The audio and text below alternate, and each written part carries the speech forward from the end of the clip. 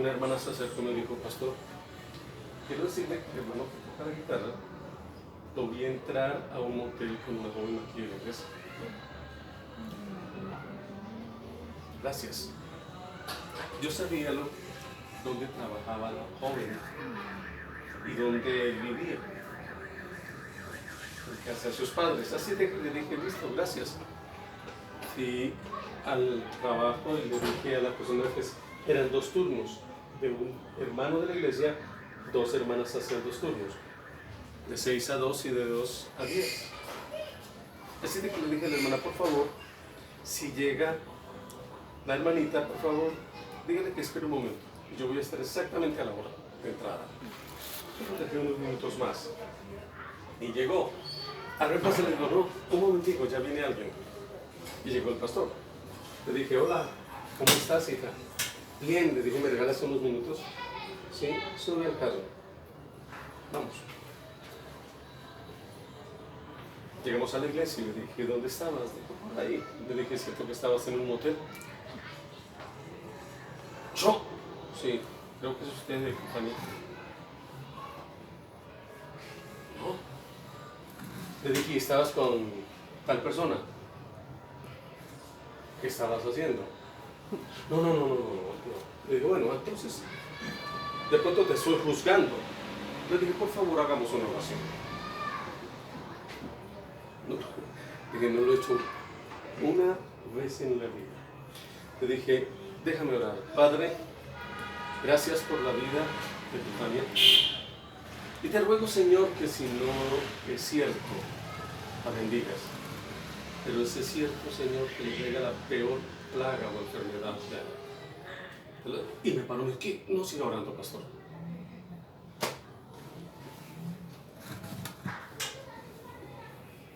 Estuvo con él, sí. Y espero que estés dispuesta a testificar lo que hiciste con él. Dijo, sí. Fui al lugar donde estaba, vi que venía y me le atravesé en el camino. Hola, pastor, ¿cómo está? Le dije, bien. ¿Y usted? Bien. Le dije, ¿puede decirme bien cuando sales de un hotel? Dijo, usted tiene que probármelo. Usted no me puede decir de esa manera. Le dije, claro, solamente que lo voy a hacer delante de tu esposa y de tus hijas y de tu hijo.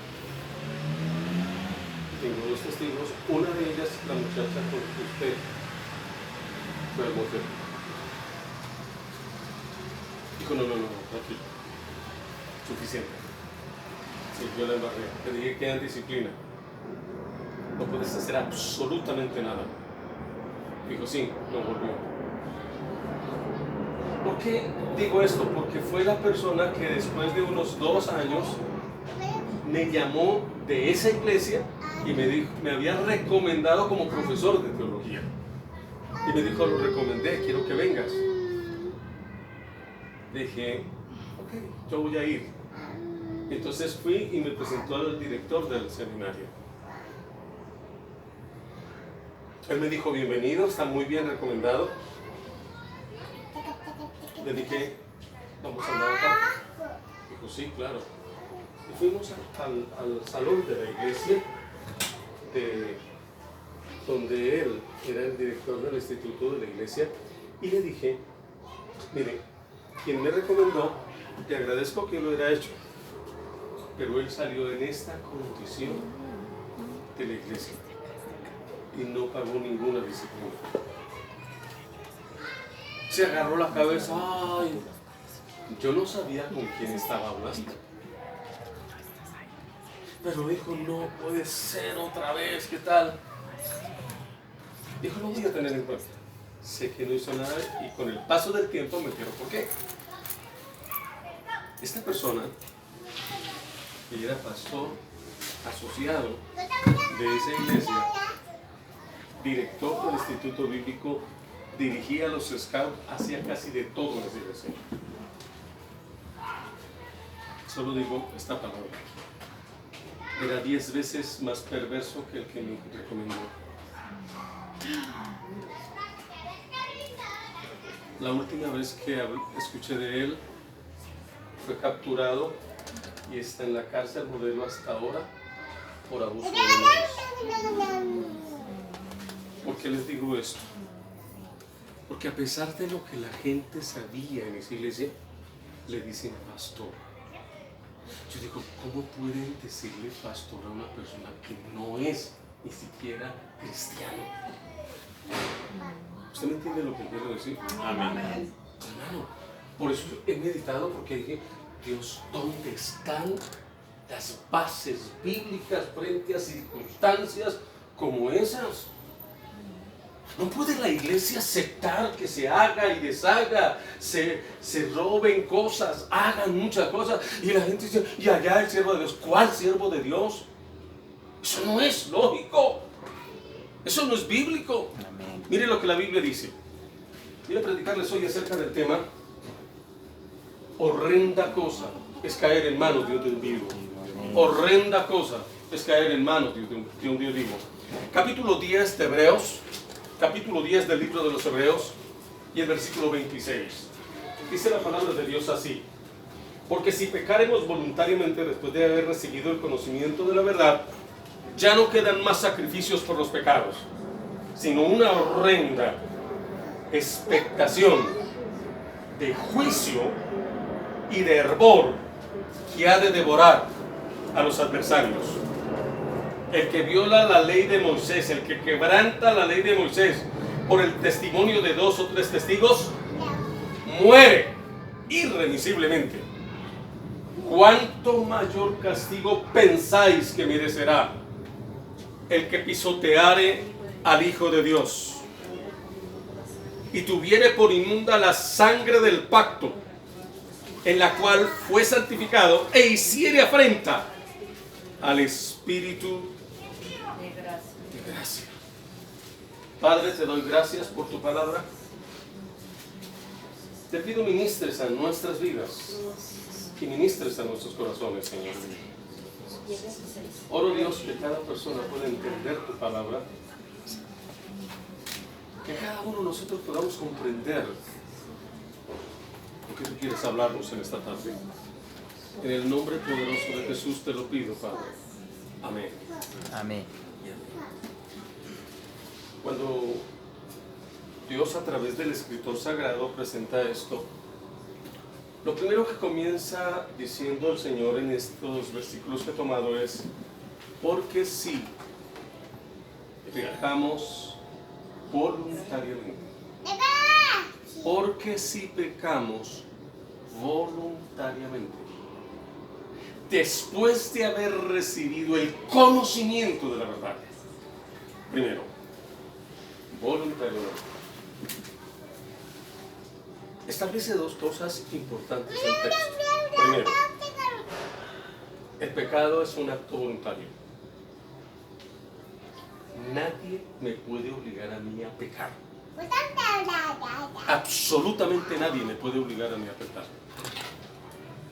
Nadie puede salir con las notas que me obligó. Esa es una decisión pensada y, aunque no guste, maquinada. Dice la Biblia maquinar, o sea, tramar el pecado y la maldad.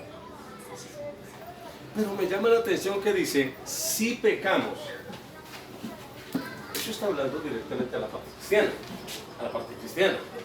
No le está hablando al inconverso, no le está hablando al impío, está hablando a gente que conoce. Date la mano a los que conocen de Dios. Amén. Usted conoce de Dios, si sabe de Dios, entonces usted es responsable y yo soy responsable por mis hechos. Como cristiano, mucho más como pastor y predicador, como maestro bíblico, yo no puedo decir, es que no tuve opción, me obligaron, me pusieron una pistola en la cabeza, me mataron, me llevan al cielo. Pero no puedo decir que me obligaron a pecar. Porque aquí dice, si pecaremos voluntariamente. Segundo elemento importante, después de haber recibido. No dice a Cristo, dice el conocimiento de la verdad. Quiero que entienda esto porque es muy importante. Porque yo encuentro mucha gente en las iglesias, y lo digo no como juez, espero que lo entiendan, pero lo digo que hay mucha gente en las iglesias evangélicas que solo son religiosos, pero no convertidos. ¿Por qué? Porque para mucha gente es muy fácil pecar, mentir, adulterar, fornicar, robar, odiar, no sé decir tantas cosas. Hay gente que tiene envidia, otros son, hermano, tienen un orgullo tan tremendo que los demás son poca cosa. Tal vez porque tienen o porque no tienen. Quiero que comprenda. Por eso la Escritura dice, después de haber recibido el conocimiento de la verdad. ¿Cuántos de ustedes han leído esta Biblia? Continúan. Amén. ¿Cuántos años lleva usted escuchando el mensaje del Evangelio? Si usted me pregunta, yo llevo 45 años recibiendo el mensaje, pero predicando el mensaje unos 42 años. En aulas de clase unos 37, 38 años de dictar clase. Así de que sé de lo que les hablo. Esta es la verdad de Dios. Este es el Evangelio de Dios que predicamos. La Biblia, al predicarla, usted está recibiendo en cada mensaje, está recibiendo algo que tiene que ver con su vida, con su comportamiento, con su forma de ser, con sus acciones, con sus sentimientos, con sus emociones, con sus pasiones. Hay gente que vive una vida, pero en el fondo lleva una vida secreta, una vida doble. Es un pecador o no pecador en lo secreto, pero en lo público es una excelente persona y un excelente evangélico o evangélica. Eso no sirve de nada. Porque yo puedo ocultarme del mundo, de la iglesia y de la gente, pero del Dios de los cielos no nos podemos ocultar. Amén. ¿Están entendiendo lo que digo? Amén. Por esa razón establece la Biblia, dice, después de recibir el conocimiento de la verdad. Quiero que levanten las manos los que saben que robar es pecado. Amén. ¿Sabe usted que la mentira es pecado? Amén. Y podría seguir.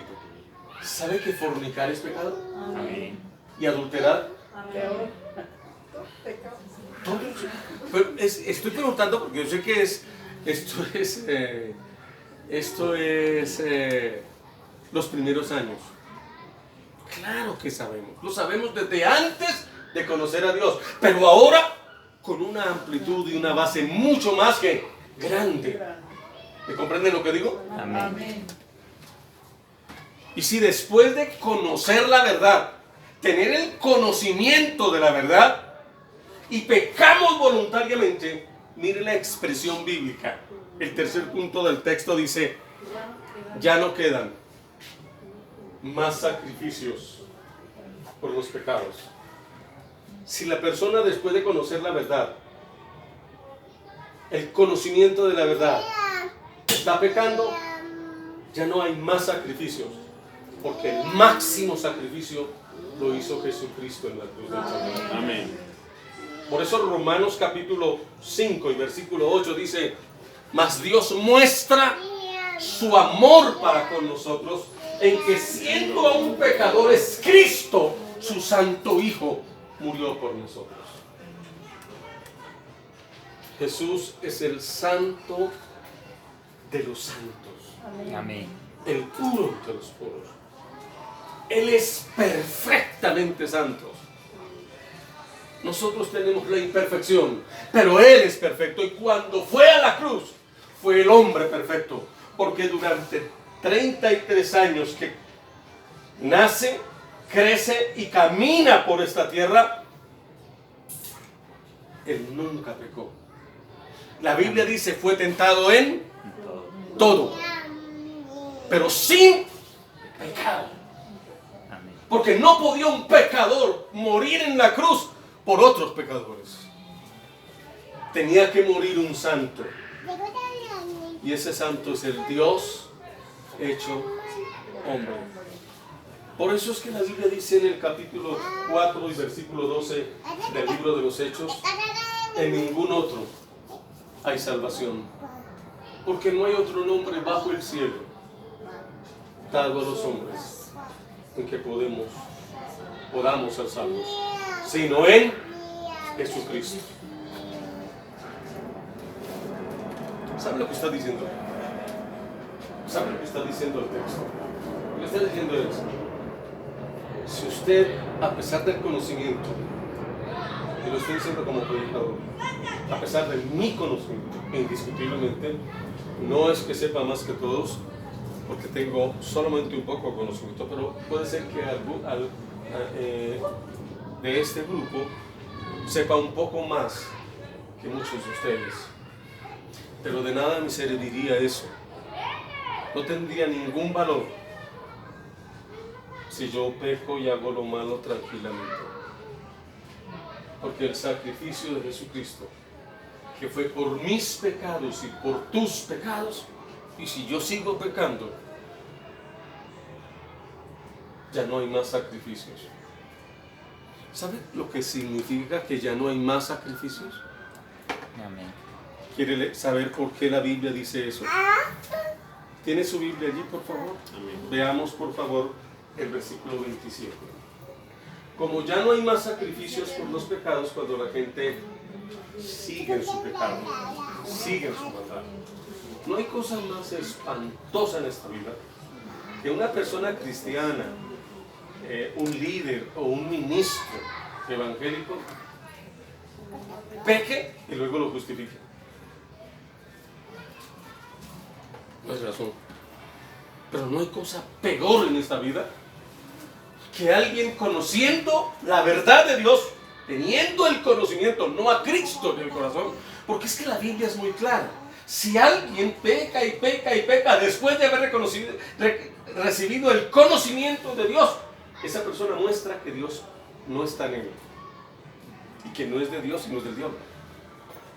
Eso lo dice la Biblia, ¿no?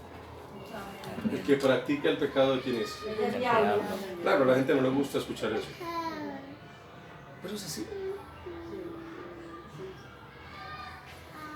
Espero me entienda lo que voy a decir. Espero no me malentienda cuando yo tomo unos ejemplos. No voy a tomar nombres en este momento. Pero conocí un muchacho, me lo presentaron como evangelista hace unos años.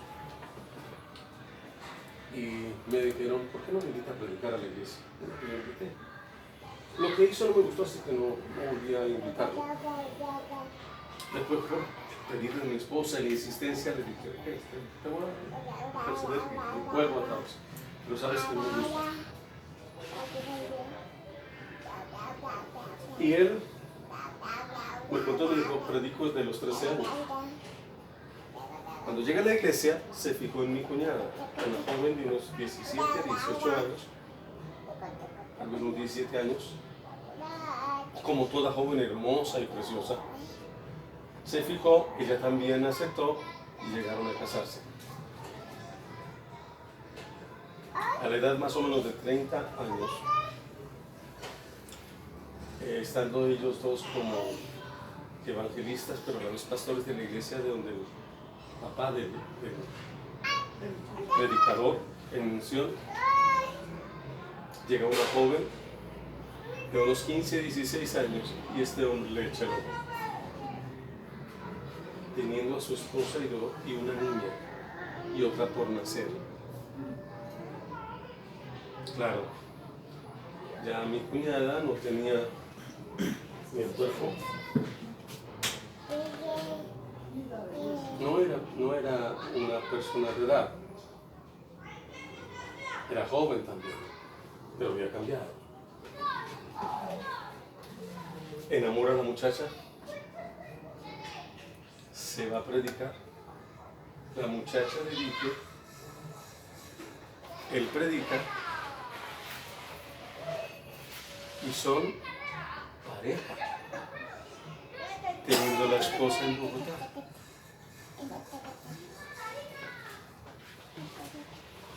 Termino el relato. Termina la esposa dándose cuenta porque mi suegra andaba con él. ¿Sabe? Un día me dijo mi suegra, ¿sabe usted es un incrédulo? Y usted no gana almas. Y me señaló y dijo, él gana almas, usted no. Le dije, suegrita, el día de la crema se ve el humo. ¿Qué es lo que le contesté? para no estar en discusión, no me gusta estar en discusión. Si la gente tiene un concepto, listo, no hay problema. Pues la quema salió y el humo se hizo presente. Porque ella fue la que le dijo a su hijo: él es infiel, es una adúltera, con dolor en el corazón y en el alma, tener que decirle a su hijo. Se descubrieron cosas muy dicientes y ella dijo: hasta aquí vivo contigo. Y él sigue con la muchacha, no se ha divorciado, sigue predicando, fue y se casó en otro país. Yo no sé, ¿sabe qué dice? Yo sé que Dios me perdonó, lo único que me falta es un papel. Quiero que le escuche lo que le voy a decir. Si pecáramos voluntariamente, después de haber recibido el conocimiento de la verdad, ya no quedan más sacrificios por los pecados. Menos cuando una persona justifica y dice: yo ya estoy bien, Dios me perdonó, lo único que me falta es un papel. No le falta un papel, le falta convertirse a Dios. No sé si me están entendiendo. Porque también eso desanima a mucha gente. Pero ¿cómo si él es un evangelista, él es un ministro, ella es una líder o él es un líder? ¿Por qué hace eso? No hay problema. Si tú eres un hijo de Dios, sigue a Dios. Porque el que está pecando es un hombre o una mujer, no Dios. ¿Me comprenden lo que digo? Por eso es que la Biblia dice: puesto los ojos en ¿quién? Jesús, el autor. ¿Por qué he dicho esto? Porque es que la Biblia dice: ya no hay más sacrificios sobre los pecados. Entonces, ¿qué sigue? Lea conmigo el versículo 27. Una horrenda expectación de juicio y de hervor que ha de devorar ¿a quién? A los adversarios. Toda persona que siendo cristiana o que diciendo ser cristiana vive en pecado, no le espera sino una horrenda expectación de juicio y de hervor que se los devorará, porque para él, Señor, el Dios Todopoderoso que derramó su amor a través de Jesucristo al sacrificarlo en una cruz, ellos lo que han hecho es pagar con pecado lo que él hizo con dar la vida para quitar el pecado. No sé si me voy a entender. Por eso es que la vida cristiana no es vivir como uno se le da la gana, sino como dicen las sagradas escrituras. Es una horrenda. Dios mío, yo ruego a Dios que cada uno de nosotros entendamos eso. Porque hay gente tan tranquila, va para el infierno y va feliz, creyendo que van al cielo.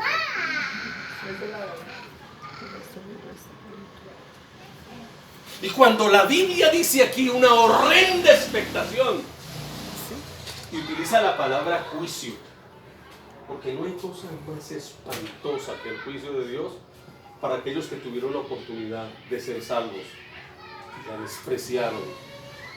Cuando una persona oye el Evangelio y oye el Evangelio, y más si lo predica, peor todavía, porque tiene doble efecto contra su vida.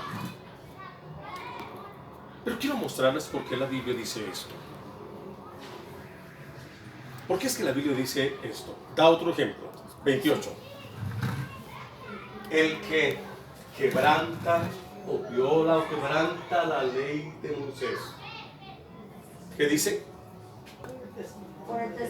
Por el testimonio de 2 o 3 testigos. ¿Muere qué? Cuando alguien quebrantaba la ley de Moisés, solamente 2 testigos, era apedreado y moría irremisiblemente, no había salida. La escritura dice en el capítulo 3 de la carta a los Romanos, en el versículo 23, por cuanto todos pecaron y están destituidos. ¿De qué? De la gloria de De Dios. la gloria de Dios. ¿De qué? De la gloria de Dios. Y si fuimos destituidos de la gloria de Dios, pues lo que nos espera es la horrenda expectación de juicio y de hervor que ha de devorar a los adversarios. Pero Dios, en su gran misericordia, envía a Jesucristo para que usted no vaya a esa horrenda expectación de juicio y de hervor, sino que reciba al Salvador y en lugar del juicio, reciba el perdón, la salvación y la vida eterna. Aleluya. ¿Alaban a Dios? Gloria a Dios. ¿Por qué Dios habla de esta manera? Quiero que lo comprendan. Hay tres cosas. Hay tres cosas que quiero enfatizar en esta tarde. Una persona cristiana, no importa el cargo, la función que haya tenido en el cuerpo, en la iglesia. Dios, a través del escritor sagrado, dice con una pregunta: ¿cuánto mayor castigo pensáis que merecerá? Si al quebrantar la ley, por dos testigos que dijeran, este trabajó en el día de reposo, muere irreversiblemente. Este adulteró, este fornicó, este se acostó con otro hombre, esta se acostó con otra mujer, estos dos mueren irremisiblemente. Eso decía la ley. La pena de muerte era un asunto normal, y digo normal en el sentido que era constitución, la constitución de Israel que la dio Dios. Amén. Pero eleva esto mucho más. Porque haciendo la pregunta dice, ¿cuánto mayor castigo que ese merecerá? Comienzo las tres cosas. Primero, el que pisoteare la sangre. al Hijo de Dios. Si Jesús estuviera presente en tu casa, ¿qué harías con él? ¿Lo patearías? ¿Lo tirarías al piso y le darías patadas en la cabeza? Cállese esos ojos, pastor. ¿Cuál sería el trato con Jesús si Él se hiciera presente? ¿Cuál sería su actitud? Amarlo, ¿Cuál sería su actitud con Jesús si lo tuviera en casa? amarlo, venerarlo. No hay palabras, pastor. De seguro se postraría a sus pies, lloraría y diría, Señor, no soy digno de que estés aquí. Lo adoraría con todo mi corazón porque podría ver a mi Salvador. Amén. Qué lindo poder atenderlo. Siga, maestro. Si supiera que el mejor plato es la gallina criolla, le daría una gallina. Pero si es el pescado, le daría pescado. ¿Qué no haría por Jesús? Es la persona más importante de mi vida. Es la persona que amo con todo mi corazón porque Él me amó, aunque yo no tenía nada que dar, sino solo mi pecado. Y Él lo tomó y lo llevó en la cruz del Calvario.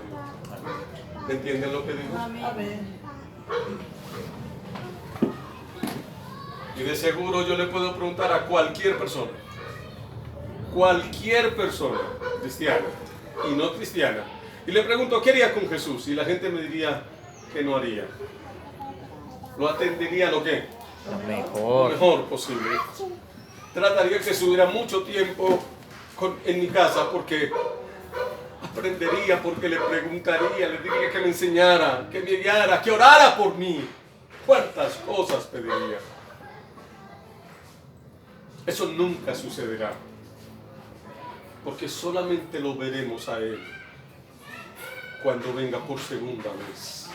Le veré cara a cara, tal como Él es. Amén. Pero cuando una persona evangélica peca, y peca si usted es cristiana y si usted es cristiano y peca, y peca, y peca, ¿sabe qué está haciendo? Es como si tirara a Jesús al piso y se parara sobre él, le pisara la cara, le quebrara su nariz.